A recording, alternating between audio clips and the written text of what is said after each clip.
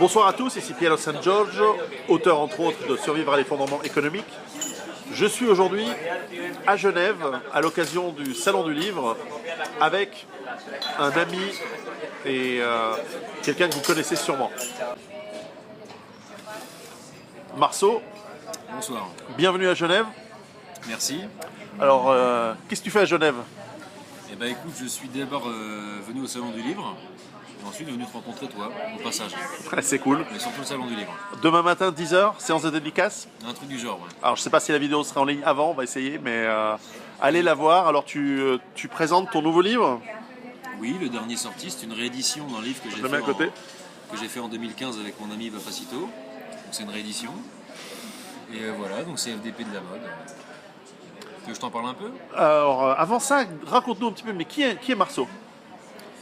Écoute, c'est désespérément simple et banal. C'est simplement un dessinateur populo, et puis c'est tout, quoi. Dessinateur. Combien de bandes dessinées tu as déjà sorties? 6, si je te dis pas de conneries. Qui sont tous des grands succès, j'ai bien vu. Ils marchent tous assez bien, quand même. Ils marchent tous assez bien. Ton style, c'est? Brum. Et ton inspiration? Pour faire simple, pour les gens qui me connaissent pas, quand même, on va faire simple. Puisque tout le monde en parle tout le temps, on va dire c'est très proche de Gottlieb. Un mix entre Gottlieb et du Uderzo, avec ma patte évidemment, parce que je fais pas du plagiat. Voilà, moi j'aime bien les traits simples et efficaces. J'aime bien quand il n'y a pas de chichi. Et voilà, si les gens veulent voir avant d'acheter mes BD, évidemment, ils vont faire un tour sur Google et puis ils vont voir. On sent bien l'influence Gottlieb, on sent aussi un style très épuré, très technique. Tu maîtrises bien tu maîtrises bien les gonzesses et les T72. Absolument, bah c'est la base, j'ai envie de te dire. Mais ensuite, tu disais, c'est assez clair, ça que tu disais? Assez clair, ouais. C'est un style assez épuré, assez épuré. Ouais. Alors, assez épuré parce que moi j'ai toujours dit, c'est très important quand on veut faire passer une idée, quelle qu'elle soit d'ailleurs, que ce soit de manière claire, tu vois. Si tu fais des idées, si tu veux développer une idée, que c'est fouillis, que c'est un peu bordélique, la forme fait que le lecteur va pas être attiré par le fond, tu vois. Alors que s'il y a une forme intéressante, s'il y a des belles gonzesses, des beaux tanks, des gros muscles, des grosses mandales, enfin tu vois, des machins qui font rigoler, ça va permettre d'amener vers le fond après. Donc j'ai toujours voulu faire des machins simples. C'est important. Le thème de la violence pour toi? Ouais. La violence, c'est mal. Non, c'est bien. C'est nécessaire. Non, mais je disais mal, M-A, accent circonflexe, Ah, L-E. oui, si tu veux. Non, écoute, la violence c'est très simple. Moi, comme tu l'as vu, je suis pas un mec spécialement méchant. La violence, écoute, moi j'ai été très très inspiré par les BD de Gottlieb. J'en ai bouffé des caisses. Et pour ceux qui connaissent un peu, c'est la violence incarnée Gottlieb. Tu vois, c'est pas méchant, tu vois, c'est pas un mec méchant, c'est pas un facho, tu vois, comme on dirait aujourd'hui. Encore que, va savoir, hein, est-ce que Gottlieb serait un facho aujourd'hui, il le serait évidemment. Il nous a quittés l'année dernière, c'est ça? C'est ça. Ouais. Grand artiste. Paix à son âme. Mais c'est vrai qu'il avait des gestuels de mandal qui avaient été vus absolument nulle part avant. Même du côté anglo-saxon, il y avait aucune personne qui faisait comme ça. Tu avais des mecs qui faisaient des bonnes BD avec des bonnes bastons, etc. Mais vraiment des espèces parce que Gottlieb, c'est vraiment la mandale qui part de derrière l'omoplate et qui t'arrive en pleine tête avec la gestuelle et tout, tu vois. Tu sens vraiment la mandale. Super Dupont était excellent dans ce sens-là. Super Dupont était magnifique. Et c'est vrai que moi, quand j'avais la quinzaine que je disais ça, je disais putain, mais c'est incroyable. La patate, je viens de me l'apprendre, tu vois. Il y a le truc vraiment. Et j'ai voulu. Ce serait faux de dire que j'ai voulu reproduire ça parce que ce serait du plagiat. Et j'ai toujours voulu développer mon style et je pense modestement avoir réussi à peu près. Je pense qu'on reconnaît du Marceau, même s'il y a des trous de balles qui font c'est Gottlieb, c'est pas vrai du tout. Non. Voilà, mais évidemment, je suis influencé par Gottlieb, évidemment qu'il y a Gottlieb derrière moi. Et c'est un honneur, moi, quand on me dit que ça ressemble à du Gottlieb, c'est formidable. Dans certains thèmes, il y a aussi du crumb, bien que le style est complètement différent. Il y a du crumb. Je sais pas si Je suis pas très fan de crumb. T'es pas très fan, hein? Il y a des trucs avec les gonzesses. Oui, il y a quelque chose. Ça, c'est un bordel, les gonzesses, hein, tu sais, c'est un thème éternel, ça, c'est un truc. On n'est pas sorti de l'auberge. Ah ouais. Donc la BD, elle est. Moi, je les ai tous. Hein, je les ai toutes. En tout cas, toutes celles qui étaient en vente, je les ai. FDP de la mode, je la conseille. Je l'ai lu. Je vais avoir la chance peut-être de d'avoir la dédicace de Marceau et de Papacito bientôt. D'autant plus que si je peux développer un peu, Oui. cette BD c'est vraiment un prototype. Parce que elle a eu 2-3 critiques, notamment sur Amazon et en face, parce que les mecs me disaient putain c'est vachement court et c'est un petit peu comment dire, c'est pas que c'est léger mais c'est que c'est primaire. Et il faut savoir un truc, c'est que c'est vrai que moi je les ai habitués les mecs à des albums de 90, 110, 120 pages. Et ça, il faut vraiment prendre ça comme un prototype. C'est l'équivalent en fait des comment on appelle ça, les maxi. C'est ça pour les CD, les maxi. Tu vois les artistes qui commencent leur carrière, qui font des machins un petit peu brutaux, un peu météorites.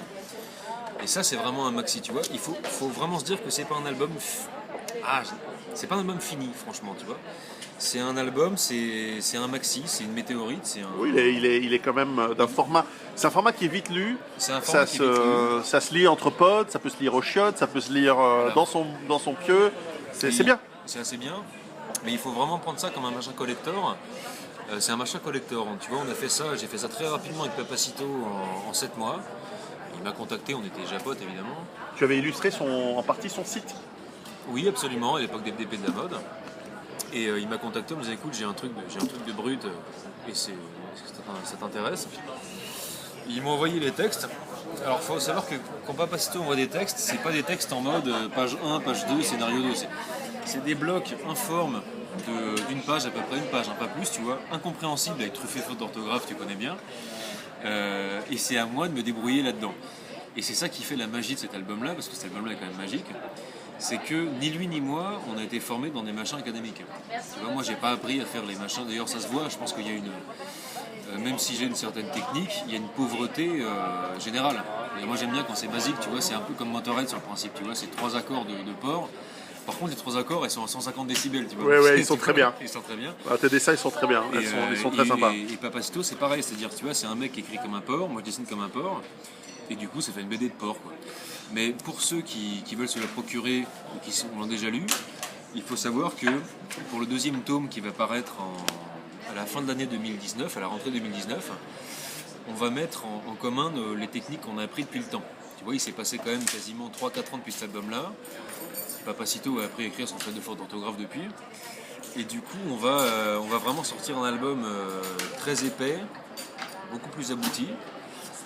Mais voilà, cet album-là, il est merveilleux. Mais voilà, je tiens quand même à le dire, pour pas que les gens se disent merde, Marceau nous arnaque ou n'importe quoi, c'est pas ça du tout.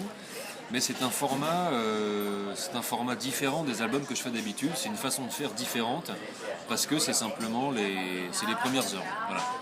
Alors on parlait de la violence et des mâles, et comme quoi la violence ce serait mal ou pas mal. En revanche, la virilité. La virilité, c'est un thème qui ressort de tes BD, de tes dessins, sous beaucoup de formes différentes. Pour toi, la virilité, c'est quoi? C'est très dur à définir, ça. Je te dirais que la virilité, sans forcément qu'on arrive sur le terrain des gros muscles, des tanks et des hummers, ça va déjà commencer par se comporter de manière assez droite, tu vois. Pour moi, par exemple, un père de famille qui entretient sa famille, qui prend soin de sa famille, de sa femme, de ses enfants, etc., pour moi, c'est quelqu'un de viril. Tu vois, dans le sens où c'est quelqu'un qui est droit, qui a des valeurs. Voilà. Pour moi, la virilité est beaucoup plus proche des valeurs que forcément des gros bras. Alors, je fais des gros bras parce que ça me fait marrer de foutre des mandales à tout le monde, c'est la base, et puis ça fait plaisir à mon public aussi. Mais la vraie virilité, c'est d'abord quelqu'un de droit. Voilà. Pour moi, c'est ça, quelqu'un de viril. En ce sens, d'ailleurs, blague à part, je me considère comme assez viril, puisque quand on suit mon parcours, ça a toujours été très basique, c'est-à-dire que à 20 ans, j'ai décidé de faire du dessin. J'ai fait du dessin. Il n'y a personne derrière moi, aucun lecteur qui peut dire que je l'ai arnaqué d'une manière ou d'une autre, contrairement à d'autres, mais bon, bref. Et voilà, pour moi, c'est ça la virilité. Très bien. Alors en parlant de virilité, je vais t'offrir un de mes livres, Rue Barbare, que j'ai coécrit avec notre ami Vol Ouest, Survivre en ville.